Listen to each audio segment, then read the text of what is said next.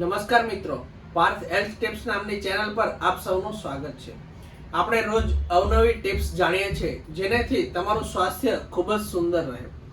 આજે પણ આપણે એવી જ એક ટોપિક લઈને આવી રહ્યા છે કે જેનાથી તમારું સ્વાસ્થ્ય ખૂબ જ સુંદર રહે છે.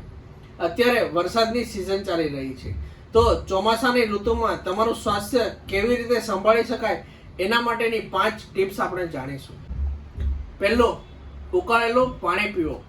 ચોમાસાની ઋતુમાં પાણીજન્ય રોગો થતા હોય છે, જેનાથી તમારા શરીરમાં તાવ, ઉધરસ, શરદી જેવું થતું હોય છે. તો એનાથી બચવા માટે રોજ ચોમાસામાં ઉકાળેલું પાણી પીવું જોઈએ, જેનાથી તમારું પાચન તંત્ર પણ સુધરી જશે. બીજું, ચોમાસાની ઋતુમાં બહારના ખોરાકથી દૂર રહો. બહારના ખોરાકમાં રસાવાળો, તળેલો અને બજારનો ખોરાક અવોઇડ કરવો જોઈએ. આવા ખોરાકમાં બેક્ટેરિયા વધુ પ્રમાણમાં હોય છે, જેનાથી તમને ટાઇફોઇડ અને ડાયરિયા જેવા રોગો થવાની શક્યતા રહે છે.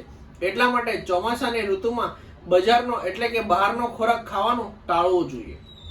ત્રીજું, ચોમાસાની ઋતુમાં ભીના કપડાં પહેરવાનું ટાળો. ચોમાસાની ઋતુમાં ભીના કપડાં પહેરવાથી ચામડીના રોગો થતા હોય છે, એટલે કે ભેજવાળા કપડાં પહેરવાનું બંધ કરવું જોઈએ.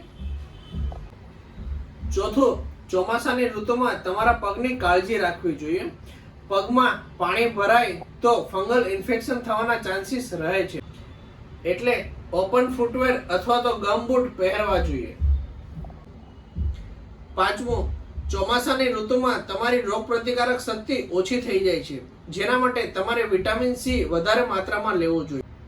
આમળા, લીંબુ, કાંદાનો વધારેમાં વધારે ઉપયોગ કરવો જોઈએ, જેનાથી તમારી રોગપ્રતિકારક શક્તિ વધે છે. આ 5 ટિપ્સને તમે ફોલો કરી મોન્સૂનમાં એટલે કે ચોમાસાની ઋતુમાં તમારું સ્વાસ્થ્ય સુધારી શકો છો. જો આ વિડીયો ગમ્યો હોય તો લાઈક કરો, શેર કરો અને કમેન્ટ કરો, અને આવી જ અવનવી હેલ્થ ટિપ્સ માટે અમારી ચેનલને સબસ્ક્રાઇબ કરો.